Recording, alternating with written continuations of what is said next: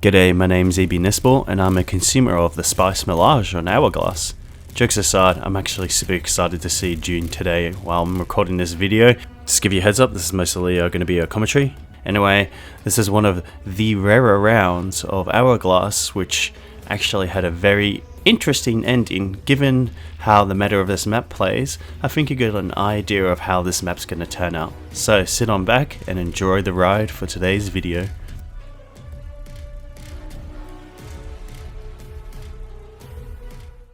So far with my game footage recording that I've gone through since the game's release, I have set back a little bit in regards to pumping out videos lately, but obviously I want to sit on back, enjoy the game, and also get as much potential content out for you guys to enjoy.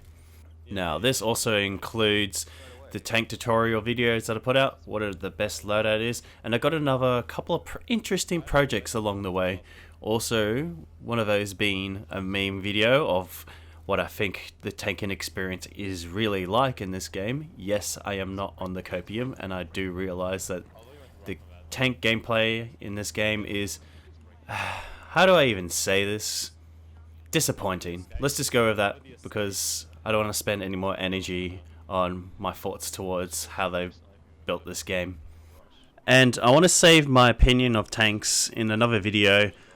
And also, I'm working with a couple of people. Yes, I'm doing a collaboration video with a couple of other people that, one, were my idols in the past, or are upcoming and done really well with their own content that I want to cover and get a consensus on what we think the tank gameplay is like in this game. As well, we would like to see it to go in the future, because I don't want to fall into my own personal bias.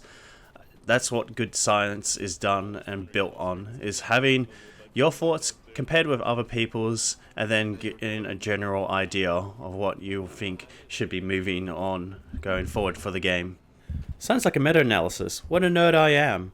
Anyway, let's get straight into the video. Also, just as a reminder, if you guys are new here and you find something interesting, learn something, or have more questions for me in queries, I would highly recommend hitting the sub button, throwing a comment in below what your things that you wanted to talk about, as well as also leaving a like, because it will really help me in the YouTube algorithm and getting my channel forward from here so I can provide you more content in the future.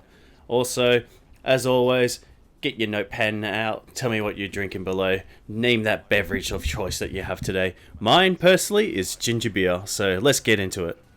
Just to cover the last sector that we had before, the main meta of that little sector is you want to flank around the sides, and you're going to see there's a big pattern towards this map, how you're going to position yourself. Once again, you can see I'm trying to push this B objective that's closest to our uncap area, and I'm trying to take up this hill area, because what you can do is you can see people that are spawning to defend that flag spawn out here, and it's just really easy for you to farm them up. I'm sure all the bolty mains out there, disgusting anyway, they have already figured out what the meta play is, and it's camping these spawn points. But this is ancient Battlefield knowledge already in the first place, so if you've played Battlefield for a long time, you know this is the play that you go for. So all of you new people, what you want to try and do and learn here is figure out where the spawn points are, and you want to position your vehicle as annoyingly as possible, trying to cut them off from one, getting back onto that objective, or two, as soon as they spawn, they're unfortunately in your crosshead. It's just how the game works, and you have to punish DICE for that. So DICE make better spawn points that have a bit better cover. As you can see here, I've got an attack chopper trying to strafe me, and this is the reason why I have the tow launcher. It gives you that utility to hit them, and lucky enough for me, I didn't even need to do anything there because someone else had finished the job for me. So I'm just going to patrol around here and see what's going on. I don't want to get too aggressive here, because if I get too aggressive, this could be the end of me here. My team's still trying to catch up to me, and you as a tanker, your role as a utility player is to help hit those positions where they're really entrenched and really like giving a hard time for your team to push up, and then countering that. So I'm just right here being an absolute nuisance, blowing up these buildings, making the cover even less effective for the team, and allowing for my team to push up here while getting some frags in there. Now, the default cannon on this tank, the MPAT, It doesn't have that much of a great splash damage, but it's still actually good. So if you have really good aim, it's going to be perfectly fine for you. You'll find that, though, you'll be at a huge disadvantage versus other vehicles, especially the same tank as you, because you won't be able to put as much DPS out as you would with the MPAT. You also want to run HMG because the damage over drop-off is just going to be so much better. If you want a little bit more detail, or actually a lot more detail in regards to Loadout and my rationale behind it, would highly recommend going watching my masterclass video on tanking that I've put out for this video. It's not going to be the only video I'll be putting out. There's some stuff in the last couple of days that I found out from when I posted out the video, some ideas and considerations that I didn't think of, which are actually pretty meta, man. So I'm going to be making a video on that in the next couple of days as well, and you will see what that's all about as well. But for now, HMG, MPAT, and go watch the rest of the other videos that I have if you want to know more about the loadout. As you can see here, I'm positioning my tank so there's a bit of cover behind me, so if I get hit by a couple of rockets, I just bail on back behind me and get out and repair my vehicle, and there's no consequence. So you want to position yourself where you have your teammates around you, so you actually have a strong foundation and wall to push up on these objectives. A lot of people don't understand when they play Breakthrough, the whole idea to get on a flank, especially with 64 enemies to verse now. What you're going to be doing is making sure that your flanks are covered and collapsing on the objective. So you can see here, the way I've positioned myself, I've got a lot of teammates in the middle here, so there's no point for me sitting in the middle there. It's just wasted asset in a direction that I want to fight against. So I'm trying to take out some of this flank here, making sure it's secure before moving on. And as you can see here, even though there's a lot of green around me for my friendlies here, I know there's enemies in that right hand side of the village, which if I push on too on hard, they're going to be able to get behind me and shoot me. So I'm just not exposing my backside to them whatsoever here. I'm not giving them even the chance to do that. If you want to be a good tanker in this game or any Battlefield title, you want to minimize the chance for the enemy to get behind you. And the reason for that is there's going to be a damage multiplier for any backshot on you. In the past, angling would even decrease the value of the damage hit that you were receiving, but it's not even in this game, which is one of the reasons I absolutely hate how they've designed tanks in this game. There's no real basics and skill gap in this game when it comes to tanking. One of the things in previous Battlefield titles, if you angled your tank slightly and a rocket would come in and hit you, it would actually do less damage. So it doesn't require any thought process. You just dump your rocket and win. And it's the same with dump your shell into the enemy tank and you do max damage. I just hate it. It's just too basic for me. I'd rather something a bit more in depth. Anyway. You can see here, I'm trying to get a little bit more aggressive, really getting to try and tease them a little. I'm trying to clownfish them right here. I want them to come chase me so that they are kind of like chasing the rabbit, chasing the goal, and use that against them so that I end up killing them and we can push up here. But I push it enough, kill a couple of them, and my teammates push and they're down, and you can see there is almost absolutely no cover there. So I finally achieved my result where if there is anyone remaining in there, they're not going to be able to hide for me from that much longer. So I've done my job here. I positioned myself once again on the flank here, trying to cut them off from the spawn point. Over to this right hand side is generally where they spawn for Hourglass on this objective. So if you can get up here, you're going to take full advantage of that, and you're about to see here, there's a lot of people sitting around here, and I'm just taking full advantage of that, and also some bad HMG hit roach, but with a little bit of my own bad aim in there as well. I'm not going to, sugarcoat it, but it is very frustrating when you shoot at someone in this game. In every aspect, it doesn't matter. It can be from using the Nightbird, the attack chopper, the tank, your AK, your... I wouldn't even be surprised if knives dusted in this game. So yeah, anyway, you can see I'm getting up here, making sure I can clear up all these enemies, but not enough that I get absolutely destroyed. You can see there, I basically skim away with the life on my, it was so close for me dying right there. So I just back on up, get out and repair. And one thing I did notice, I'm not sure if it's something to do with the skins in the tanks at the moment, but I do find sometimes when repairing your vehicle, you actually repair at a slower rate, and then other times you repair really fast. I'm not sure if it's something that maybe a passive perk that I didn't notice, or simply that the skins are bugged and it makes your vehicle repair slower. I don't understand. This game's so buggy at this point, I could not tell you what is going on. Anyway, rant over. I come and push up over the hill, and you can see where I'm talking about a bit more about where this spawn point is. I see there's a whole bunch of people on the flag, so I try and finish them off so that we can just clear on and move on forward. But yeah, you can see that with a split second of me turning my attention to the left hand side, I expose myself to the enemy at the spawn point on the right hand side. So don't get too tunnel visioned, especially with how there's some very interesting, in brackets, skillful gadgets that you can use. So yeah, you think you probably already know which one I'm talking about there. C4 drones. Anyway, so we've cleared basically the objective here, and now we're going to move on ahead.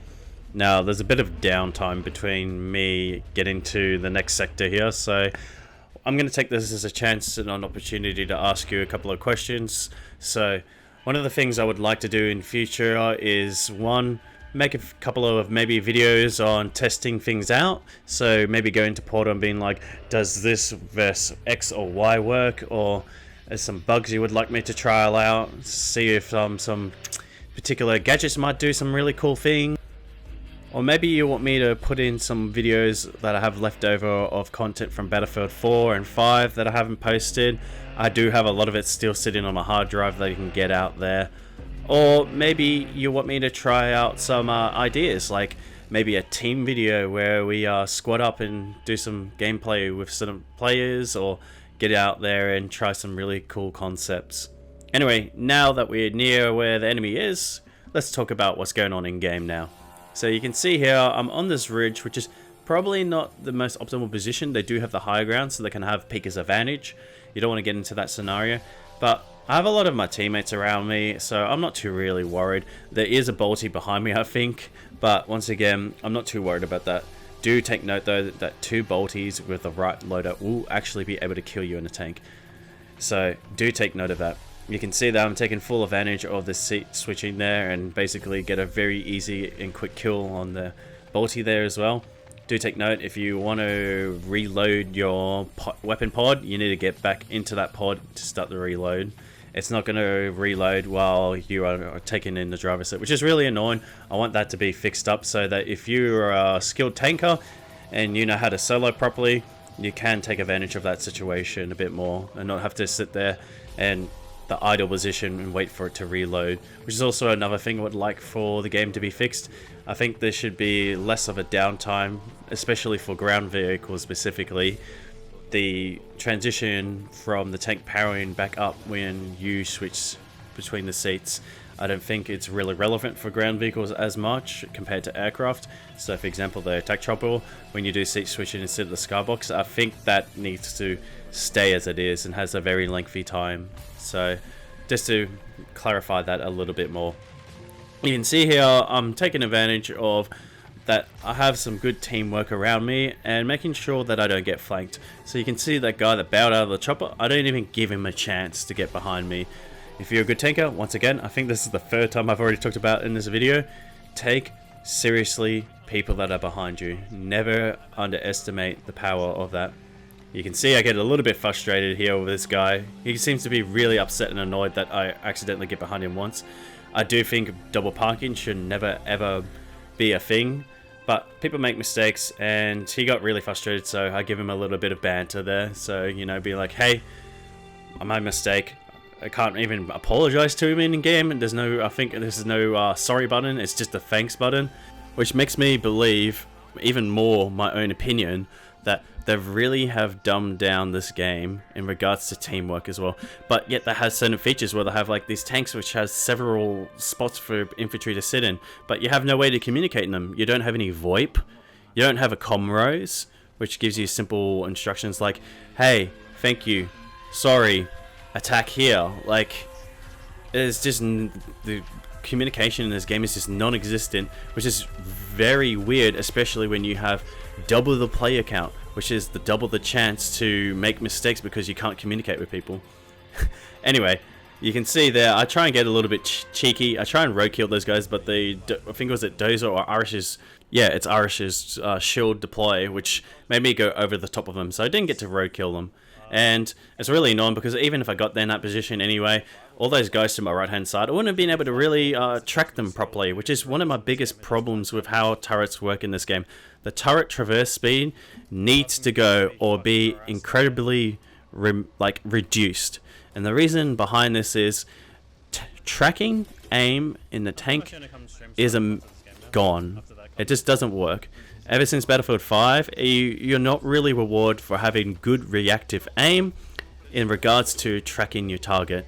It's all about flicking and where your crosshead placement is, which, to be fair, that is a skill in itself, which I think is also good. But in BF4, crosshead placement in vehicles was already a thing. Disregarding that, it's just emphasizing it more in this game, so that if you didn't do it well in the first place, you suck. You get destroyed in this game.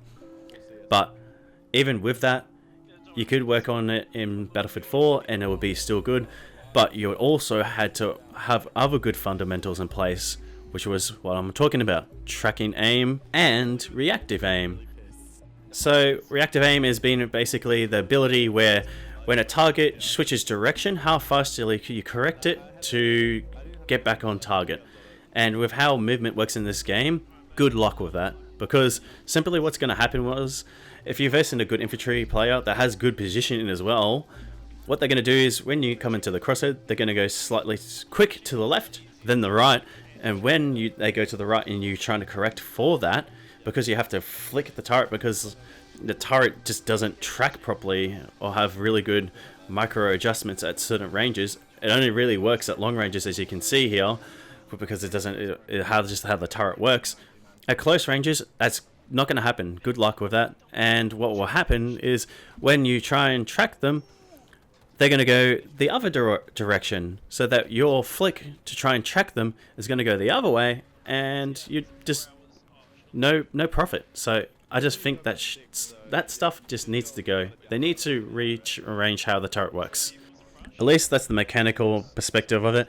As far as gameplay and strategy and tactics go, it's pretty easy to get around the sides of the tank or behind them with just a couple of bits of teamwork, and there's not much you can really do about it. So either way, that's probably maybe me just falling into a bit of my own personal bias there, but there's definitely a lot of tankers that I've talked to that played Battlefield 3 and Battlefield 4, Battlefield 1, Battlefield 5, and a lot of them all seem to agree that at least it needs to be reworked to the point where it's a little bit more on the generous side. I do think that you shouldn't be able to do a 180 flank in the tank and be able to shoot someone behind you just because you heard their footsteps. I do think, though, there needs to be a point where people are punished for having slow peeking or hesitating in their choice to do what they have behind you or to the side. So if you hear them, see them, you're able to flick to them, get to them, shoot them and kill them, and have just a bit more satisfying and reward for having good aim and tracking in the first place on your targets. Now you can see here what I'm doing is simply getting into the objective area here and trying to cut off one of their no-win spawn points, just to cover what I did before because I was ranting on. I was just holding that angle until that infantry was able to get up into that building so that they have better cover to push this objective. And now you can see here, I push on up, do a bit of a dive play, get into there, shoot a bit of damage, kill a couple of people so that the infantry can push on up and take advantage of that situation. But I need to back on up here because I'm taking a bit of damage and I want to keep playing the objective and pushing into the enemy. So I get back here, find a safe area to repair, and then go back in. The reason why I'm repairing all the way back here is if I went to the right and hid behind the building that we held, that actually did expose me to the uncovered position, which you could have maybe just saw in that split second on the big map. And I don't want to expose myself to that, so I'm being more safe than usual because I'm having a good game and I want to have a good round and put out this content for you. Which, if you already know what the Hourglass meta is, It's just impossible to win this map, and you know why. If you don't know and you're new and you haven't bought this game yet, so this final objective, you have a tower to deal with. And what I mean by that is there's two objectives. One of them is on the ground and the other one is at the very top of a tower, which is almost impossible to capture and even get anywhere with. Because all what they do is they put a couple of vehicles up there, like a Hellcat, maybe a tank, a couple of bolties, and there's just nothing you can do. And the only way you can counter that is relying 100% on your aircraft vehicles. And what that means is, from what I remember, I can't remember the exact numbers off the top of my head, you can spawn 2 Ospreys and 2 attack choppers. But the problem with that is, if they run 2 jets, then it's going to be really, really hard for those attack choppers to even apply enough pressure onto the enemy. And the Ospreys, they're big targets and really easy to hit, so what they will be trying to do is simply getting the 50mm cannons to try and destroy them if they can. Because the Wildcat can just simply run the 57mm and heat seekers, and then that's no longer an issue. It's just really, really hard to get onto that roof. Anyway, as you can see here, I take once again my fundamentals down and I get around the side of the enemy and flank them. I capitalize and kill that tank, and I make those 2 Hellcats run for the hills. I also have to worry about the aircraft that are above me, as well as people parachuting down, and I'm utterly convinced there's a couple of spawn points down here as well. So if you're holding around this area, just take note that people could either parachute down on top of you. The aircraft, I think, spawned to the left of where I am in this footage right now, so you have to take that into consideration. And where I'm shooting at the moment is also basically where they come out of that uncap. So there's a couple of people that you need to worry about where they're going to be spawning and popping up on your screen in this position right here. As you can see, without fail, guy tries to jump down and see for me. So if you're going to hold this position, be aware and hyper aware, I would like to say, of what's going on around you. And from here, it's a little bit stale, I'm not going to lie. You're going to see why. I'm pretty sure that we are pushing into the objective right now, and we are going to take it from them, and now we're going to have to sit and have this lengthy experience of trying to get on the tower, which I'm a tank. So that ain't going to happen, Chief. I ain't going to be able to get up there. Unless you, I don't know, maybe some crazy idea, maybe the Osprey can actually pick up vehicles and lift them into the air. Now that would be kind of cool, but then you might have the same scenario again with vehicles getting on the rooftop. At least that way you can't even call them on the roof. Like, it actually requires a bit of effort for the vehicle to get up there in the first place, and it's risky.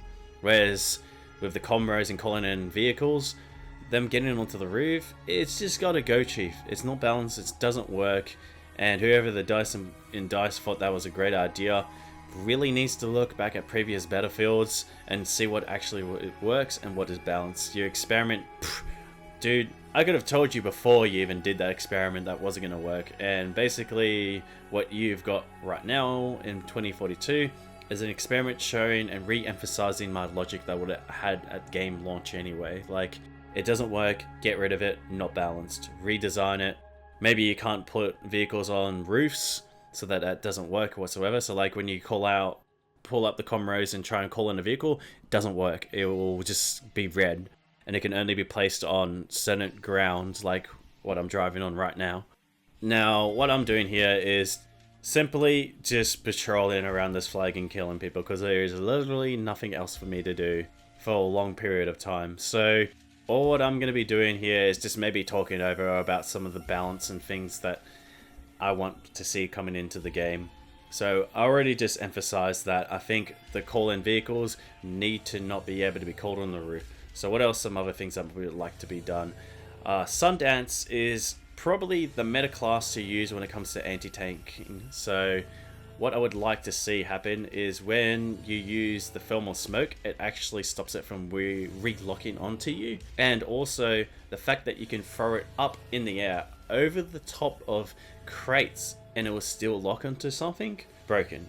I think you need to be in line of sight of when you throw that nade, right, and be able to then lock onto them. If you throw it up in the air and you don't even have any sight on what you're trying to throw your grenade at, I don't think that works, Chief. Like, you just gotta fix that stuff up. Another thing that needs to be fixed up is the repair values, I guess, of the repair tool. As I already commented on before, I swear sometimes when you use the repair tool, it either repairs really fast or it doesn't. There needs to be some sort of set value of what's going on.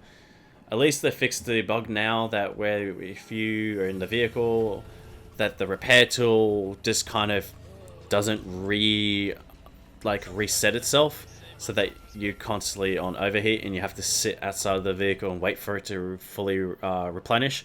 I'm glad that's gone. Like, fantastic, good job, DICE, but you have so much more to work on. And before you can even really get into game balancing, like, they're doing all these balancing at the moment, which is, yeah, sure, it's great, but you're going to run into this inherent issue once you fix the biggest problem of all.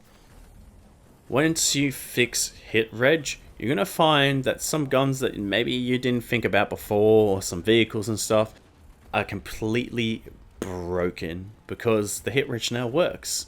That needs to be addressed, and I think that needs to be fixed first, and I think a lot of the resources need to go into that. So, some things that maybe you could balance, once again, I'm almost repeating myself at this point. The call-in vehicles at the top, that's an easy fix. You just got to fix some texture and texture values and things that it interacts with. Speaking of texture values, so things I would like to see that get fixed, I'm not sure if you have seen in my previous video about the exploit where you can actually fly the hind and the transport vehicles through certain buildings, which can also be done with other vehicles as well. So in Hourglass, some of these big tall buildings, you can actually fly the attack chopper and Nightbird through. That needs to be fixed because that's game breaking. You can break so many lock-ons and stuff with that. Or just, hide in there and then catch out people and just destroy them. That needs to be fixed as well. That's just something that shouldn't be in the game whatsoever. I'm not sure how many other things can get through that. So yeah, that's another thing I would like to really see be fixed up on. Another thing I would really like to see be fixed, especially since it's been a bug since Battlefield 5 Alpha. Maybe that's going to give you a real big hint of what I'm talking about. When zooming in with the zoom optics in the tank, it will go to a black screen, just as you saw right there. That needs to go ASAP and immediately. This bug, I don't know if it's ever been addressed publicly by a DICE dev, but it has been an issue since Battlefield 5 Alpha, and it has carried across into this game, and it is the most frustrating thing of all. It actually gets me angry. There's very few things in this game which absolutely trigger me, and that is one of them. That needs to absolutely be dealt and addressed with, and this is why. Have you ever been in a situation when you're in a tank and you have an idea of where the enemy is going to pick you from? They're a good AT player, they have good reaction skills, and they have good aim. But you also have that, and you go to make precise aim decisions. So you go into zoom optics and you pre-aim and get ready to shoot at them, and your screen goes black. You try and switch back, and then the target's already gone and already hit you, and you're even on more lower health. If not, you are now dead because your health was really low and you had to clutch out that situation. This is game breaking, and it has honestly made tanking ever since Battlefield 4 unsatisfying. This needs to go. Yeah, sure, you could aim at the 3D marker, but what if the 3D marker is not even there? Like, it's just ridiculous. That stuff needs to absolutely go. It absolutely needs to be dealt with and addressed with. If not, at least acknowledge that it is a really hard fix. Because I am so over it, and it needs to be dealt with. I would also like to see some more depth in regards to the loadout, because there's not much real choice or anything interesting, and there's already a designated meta in the tanks. So you only have the choice between the LMG and the HMG. The LMG literally has no point. Like, there's actually no point to use it because the HMG is just better in every way. It kills people faster, has better damage drop off, and the overheat on it, it's not too bad anyway in the first place. So the only way they're going to make LMG relevant is maybe at close range it has really high damage or even higher fire rate, so that it actually has a relevance, so that when you're playing aggressive tanking, it actually kills people quicker than it would at the HMG would at range. So then it actually has a niche. But to be fair, aggressive tanking doesn't exist in this game, because if you do any of that, you're just punished by C5 drones. So yeah, shrugs. Another thing you could probably put in there is maybe canister shells. That would be interesting. That would give you a different choice. Canister is actually really good against AT players that know how to pick you properly. Like, that's also an option, but at the cost of you being able to come around the corner and absolutely spray down a whole bunch of people. So that would give a bit more depth and a bit of choice and different style of tanking. But you couldn't even really do that in the first place, because there is only one play style, and that's to sit back and be a utility player. So how could you change that? An easy example of that? Maybe give more than just one choice besides system repair. Or maybe with your thermal smoke choice, there's some actual other choices that you have to make. So, for example, maybe, I'm not saying this should be in the game, take this with a grain of salt. Maybe with the thermal smoke, you might have to make a really hard choice between thermal optics. Ooh, that's controversial, but also a hard choice. Simply being, do you want to break lock-ons, or do you want to be able to see anything and be a bit more aggressive and actually put out more damage to the enemy because you can see everything? That's some hard choices right there. What else could you do? Maybe you could sacrifice your HMG and LMG for 2 shells, so you can both run the MPAT and the HE shell, but at the cost that you can't shoot an infantry and, you know, put up more DPS against infantry if you have large amounts of them in front of you. Like, those are hard choices and actually make the meta harder to designate, and you have some options of developing some interesting gameplay styles. Maybe you could then introduce reactive armor versus active protection, so you have to make a choice between the two. You can't have both of them. So yeah, these are hard choices and makes the meta interesting because it's diverse. There's more than one thing that actually works and is significant in actually doing something, and has each niche for its intended purpose, which gives the game more depth with the vehicles that you have, which is good. I don't know about you, but makes me excited having these ideas in my head and them not being applied through the game, either because they ran out of time trying to develop this game before they had to put it out, or just someone just is really unqualified at making some of these choices, which I think is the latter, because look what we got with the weapon pod launchers. We actually have the ability to have some really cool utility, and the Top Gunner can actually be a tow launcher, which I do think doesn't need to be on every single vehicle in this game. That's a bit too much. But with some of these heavy vehicles, having the ability to fight back against aircraft with it, that's really good. It's not game breaking, but it gives you something. Anyway, I think I've done enough ranting in regards to simply what I would like to see, because if you haven't noticed in the background, we have actually captured the roof. The unthinkable has happened. Unfortunately, I can't tell you exactly what happened, but I do see on the map there's a lot of helis going on, so I think they managed to break the campers on the roof. And what I think must have happened was simply they're able to get a couple of lock-ons to them and simply remove them from the roof. And then once the vehicles were removed from the roof, they're able to basically spawn bomb and clear the roof. Anyway, you can see here, I would get in here really aggressively, kill a fair few of them, and then wait for them to respawn in.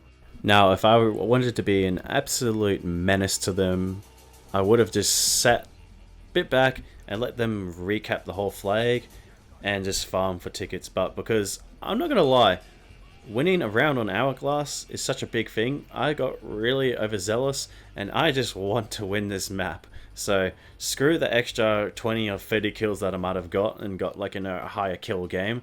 I want to win this game because it is very rare that you win a round of Hourglass as an attacker with how the game is at this moment. Now we're going to get out here and repair the vehicle, and simply the reason why we're doing this, why I'm not up in their face right now, is I'm on 50 HP, which if you did the maths, that's about a rocket and a shell and I'm dead. So there's no real countermeasures into negating the damage of one rocket or having APS so that you can do a bit of dive play. So you just can't afford that anymore. The aggressive tanking era is basically dead until they do something here. So I'm trying to push up into the objective here, kill these guys, because if they get up into the elevator, there's a chance that they'll be able to get up onto the roof and recap their objective, and I don't want to give them any chance of them doing that. So I come in here, do my part, kill them, get back, and simply repair my vehicle and get ready for the next push that I can deliver to the enemy.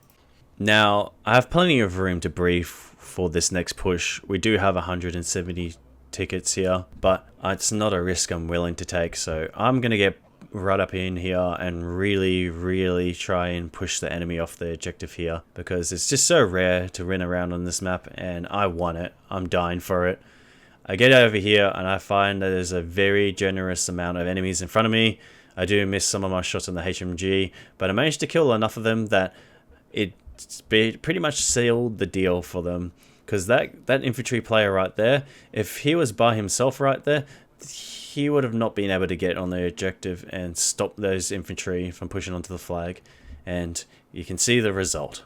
That is 131 for 0 with a win on Hourglass, which is just so satisfying. Being able to win a round of Hourglass is it's just like Kaleidoscope. Dealing with that roof objective, I hopefully have no quarrels with roof objectives never being a thing again in the future maps that they release.